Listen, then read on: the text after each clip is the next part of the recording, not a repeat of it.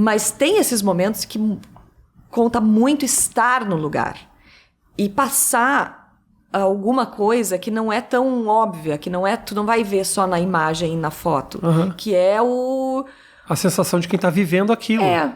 E então isso é muito... É quando eu realmente penso, por isso que eu quis ser jornalista. Por exemplo, uma cobertura... possivelmente a cobertura mais importante da minha vida, que foi em Paris, dos atentados terroristas, de 2015. Novembro de 2015. Atentados múltiplos em Paris. E aí a gente começou uma cobertura. Eu estava no estádio onde um dos terroristas se explodiu. E estava de férias, mas comecei a trabalhar. E trabalhei vários dias nessa cobertura. E em algum momento eu entrevistei o dono, um marroquino, dono de um restaurante pequenininho, em Bruxelas, no bairro onde alguns desses terroristas saíram, o que está preso até hoje. Entrevistei ele, e ele conhecia os meninos. E falou, não, eles frequentavam aqui, a gente viu, eles eram magrinhos, maconheiros e bebiam, e aí a gente foi vendo, a evolução é sempre a mesma. Eles param de beber, começam a malhar, vão ficando fortinhos, aí a gente já percebe que eles estão fazendo parte de algum grupo e tal, e alguns deles vão se radicalizar a ponto de efetivamente criarem riscos, né? Se transformarem em criminosos. E aí ele disse, mas eu entendo esses meninos, não estou defendendo eles, mas eu entendo eles, porque eu sou marroquino. Esses meninos nasceram aqui em Bruxelas, mas eles são marroquinos. Nunca foram tratados como belgas. Aí eles têm raiva dessa situação. Quando eles fazem 18 anos, a primeira coisa que eles fazem é ir para o Marrocos. Eu vou para o Marrocos, onde eu vou ser o que eu sou. Só que eles não são, porque eles são europeus. E quando eles chegam lá, eles não conseguem ser parte daquela comunidade, daquela cultura 100%. Então eles voltam muito frustrados, sem pertencer lá, sem pertencer aqui, e eventualmente eles vão encontrar um grupo do qual eles querem pertencer. E às vezes esse grupo é um grupo radical, violento, que vai exigir que eles matem ou organizem um crime.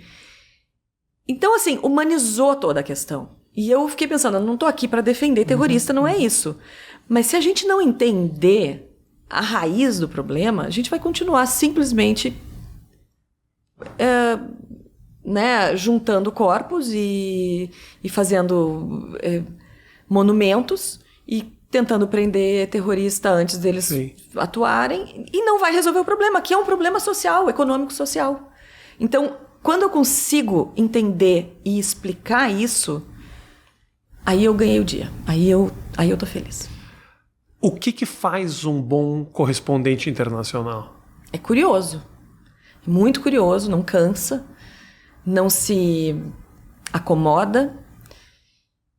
E é uma coisa engraçada, né? A gente tem que estar super informado do que está rolando no Brasil e tem que estar super informado, quase local aqui, né? Eu digo quase porque quando vira local mesmo, eu acho que daí já é ruim. Tem que continuar com aquela curiosidade, assim, que... externa, um pouco. Porque senão o teu olhar fica de dentro da cidade, você acha as coisas mais interessantíssimas que só interessa pra você. Primeiro isso. E segundo, perde um pouco daquele... do que pode ser curioso pro brasileiro. Assim, que pro americano é óbvio, mas... E aí, quando a gente tá vivendo aqui, pode virar óbvio, mas pro brasileiro ainda é uma coisa curiosa, né? Então tem esses dois lados. Pode ser uma coisa que seja só... Manhattan Hand, tá, legal, mas, né, assim, legal pra quem? Legal pra ti que mora aqui e vai ter o Manhattan Hand, né?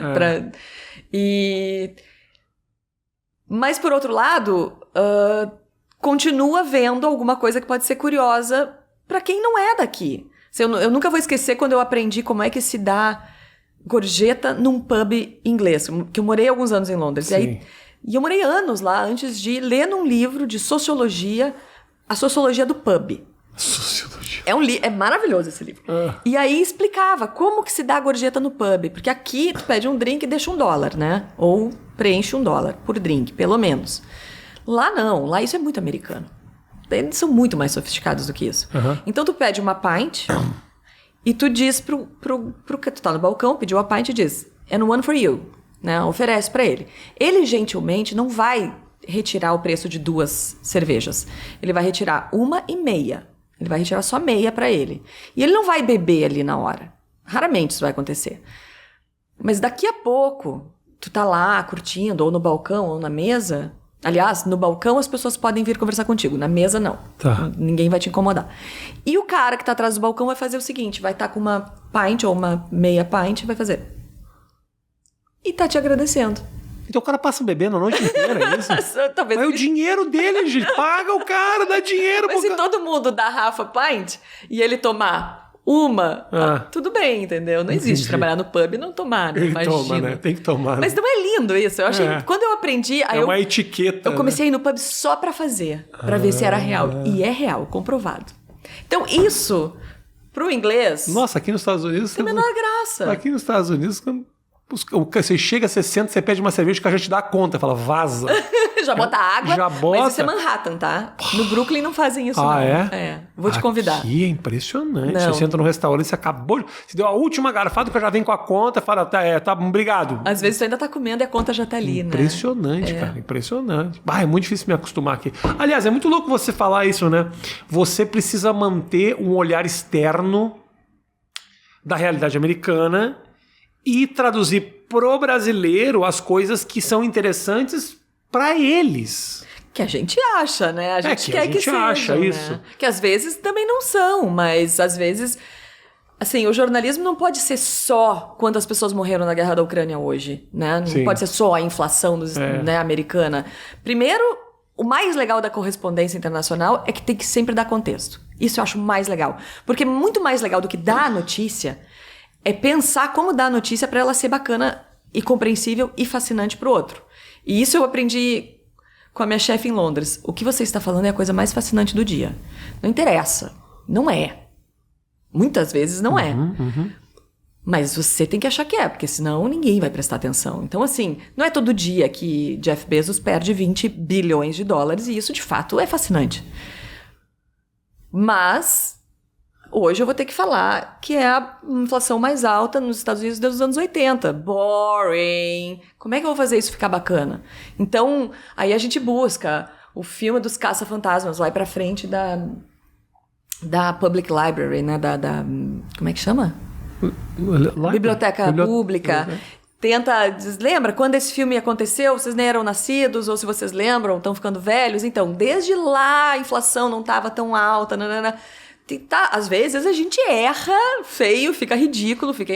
Quando que erra? Por que erra? O que? Às vezes a gente quer fazer uma coisa engraçadinha e não fica engraçadinho, fica só assim, gastou 40 segundos no meu jornal. Mas como é que você vai saber se era engraçadinho ou não? Tem que fazer.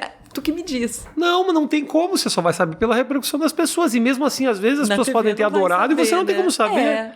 Esse é o problema da televisão. Então, pra mim, comédia esse é o seguinte, eu escrevo e vou pro palco. Na hora eu sei se é bom ou se não é. A televisão você fala e lá na frente um dia um cara te conta, nossa, adorei o negócio do Caça-Fantasmas. Aí você fala, pô, você gostou mesmo? Mas aí esse é o lado chato de correspondente, né? Que a gente tem menos esse contato. O feedback, né? Assim, no Rio eu me lembro de um dia estar fazendo compras no supermercado, saí do trabalho, tô no supermercado e veio uma senhora e me disse assim, nossa, eu te imaginava muito mais alta. E eu, desculpa, a senhora me reconheceu, assim, felizona. E ela, sim, eu assim, posso tirar um selfie com a senhora pra mandar pra minha mãe, que a senhora me reconheceu. Literalmente, assim. Você foi tirar o selfie com a fã. Se pá, eu tenho ainda selfie com ela. Que ótimo. Mas eu achei maravilhoso que ela já chegou furiosa. Eu imaginava que você era muito mais alta. E eu assim, desculpa. Curtiu esse trecho do papo? Então faz o seguinte, clica aqui para assistir o papo na íntegra ou então clica aqui para assistir mais um trecho da mesma conversa. Valeu!